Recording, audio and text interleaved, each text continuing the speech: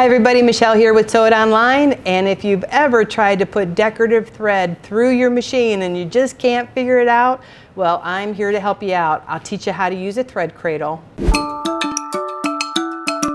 All right, so a thread cradle is something that you're going to use when you want to put a decorative thread or a heavyweight thread like a 4 or an 8-weight thread through your loopers, okay? Now a lot of you have got a little wire that came with your machine and it'll work just as fast or just as fine, but I like to use this method. To me it just seems a little bit easier. So I have this woolly nylon. This woolly nylon thread, if you see, I don't know if you can see, it stretches.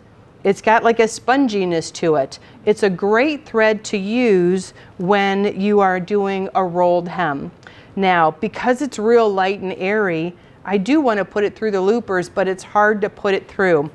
Sometimes you might be able to get it through, but at least for me, for the most cases, I can't get it through. So what I'm going to do is I'm going to put it in my upper looper position in the back of the machine.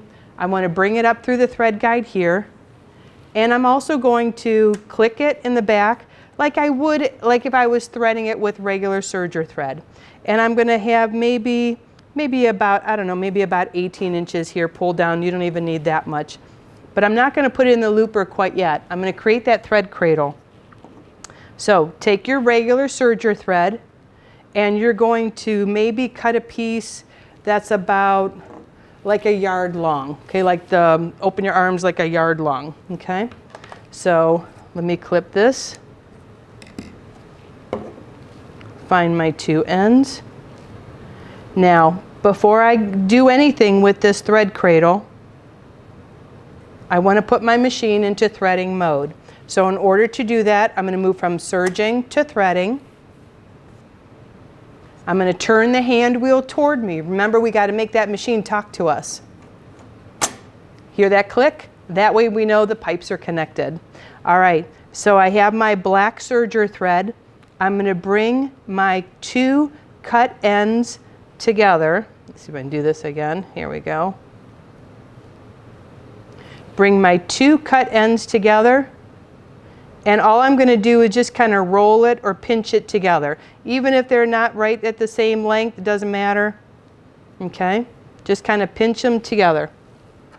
I take my tweezers and I'm going to put it into my upper looper port, both thread ends.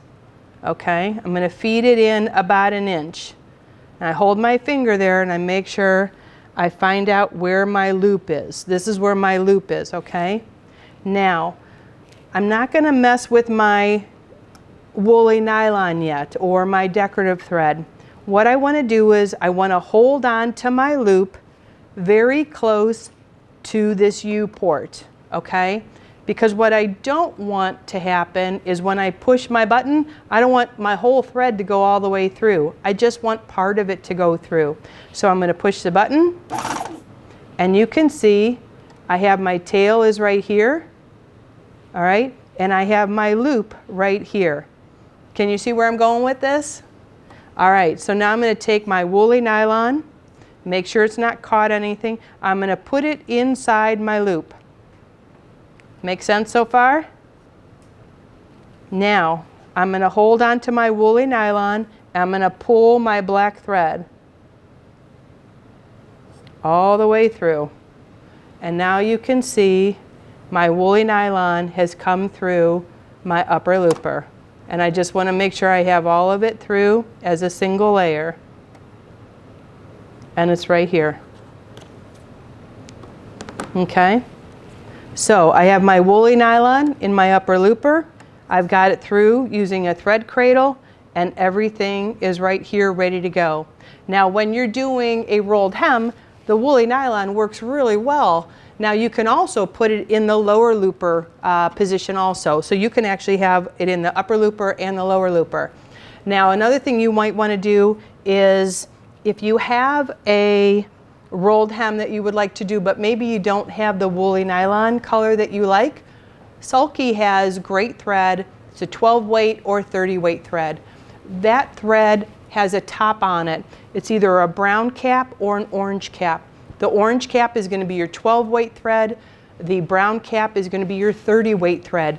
You can certainly use 3 spools of that sulky weight, like 12 or 30 weight thread in each of the positions, upper looper, lower looper, and your right needle, to get the same effect as if you were using a woolly nylon. Now, make sure you use your right needle to get a narrower, rolled hem. But sulky has all those great colors along with a variegated thread. Beautiful rolled hem can be created with a variegated thread. So don't shy away from those 4 weight, 8 weight threads, those razzle dazzles, those fun threads. You can get them through your upper looper and lower looper. Even your chain looper you can do. So don't be afraid to use it when you're using the chain and cover stitch side of your machine. So get those decorative threads out and try this thread cradle to help you out.